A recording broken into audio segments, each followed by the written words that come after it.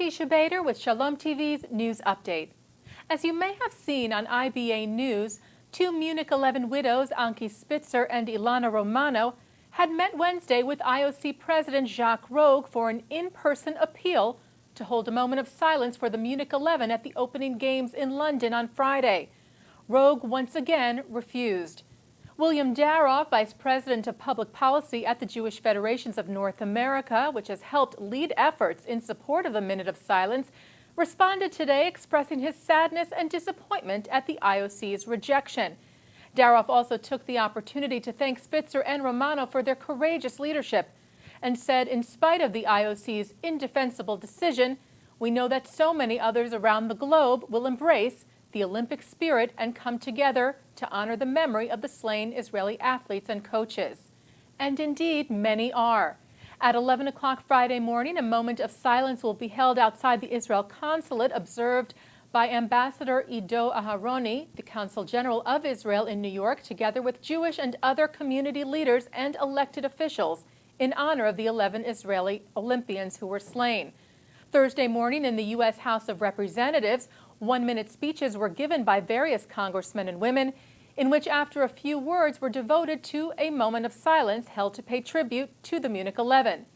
Mr. Speaker, I use my time to observe a minute of silence for the Munich 11 who lost their lives at the 1972 Olympic Games.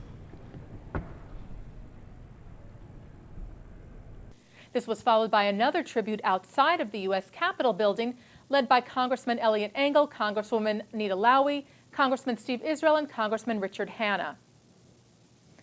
A Palestinian official weighed in on the moment of silence as well, claiming that expressing solidarity with the 11 victims of a terror attack at the 1972 Munich Olympics would constitute racism. Jibril Rajoub, the former head of the Preventive Security Force and current president of the Palestinian Olympic Committee, sent a letter Tuesday to IOC President Rogue thanking him for his refusal to hold the minute tribute, saying sports are a bridge for love, communication, and the spreading of peace between nations and should not be used for divisiveness and the spread of racism. A senior PA official in Ramallah confirmed that Rajoub had sent the letter and said that the Palestinians were opposed to, quote, Israel's attempts to exploit the Olympic Games for propaganda purposes. The Times of Israel reports that the brother of Yitzhak Rabin assassin Yigal Amir said that the plot to murder the former prime minister was planned well in advance and was not incited by the right wing.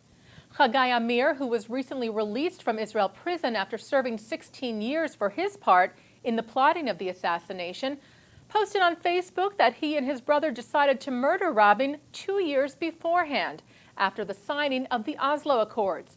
The Oslo Accords were signed at the White House in 1993 and created the Palestinian Authority and ceded some areas of the West Bank to Palestinian control. Following Rabin's assassination in 1995, a bitter political and social debate developed in Israel over how much Amir was influenced by inflammatory comments made by right-wing rabbis and politicians in the months before the killing. The Obama administration's top counter-terrorism official, John Brennan, met with his Israeli counterparts in Israel to discuss recent attacks on Israeli targets. The White House issued a release saying that Brennan visited Israel on Wednesday to, quote, consult with senior Israeli officials about a range of shared security concerns, including the recent wave of terrorist plots against Israeli and other interests.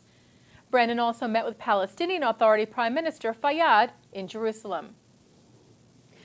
The Republican Jewish Coalition is launching a multi-million-dollar campaign to win over Jewish voters. According to the New York Times, the campaign is getting underway with the financial backing of business magnate Sheldon Adelson, who recently gave $5 million to a super PAC supporting the election of Mitt Romney. The ads highlight the stories of people who voted for Obama in 2008, but say they will not be voting for him in 2012. The multi-million-dollar campaign, called My Buyer's Remorse, is described by RJC Executive Director Matt Brooks as giving voice to the, quote, nagging doubts that many in the Jewish community feel about Obama. The ads will run in select states such as Florida, Pennsylvania, and Ohio. The JTA reports that Israel advocacy group Stand With Us will be placing pro-Israel advertisements in suburban New York public transit stations that are displaying anti-Israel ads. Beginning Monday, the group will place a total of 75 ads in Metro North stations in Westchester County. The ads are meant to counter anti-Israel ads recently placed there. Roz Rothstein, CEO of Stand With Us, said that we cannot allow the public to be misled by the factual distortions in yet another anti-Israel campaign. Further saying we are committed to countering anti-Israel campaigns whenever they appear. And that's Shalom TV's News Update. I'm Teisha Bader.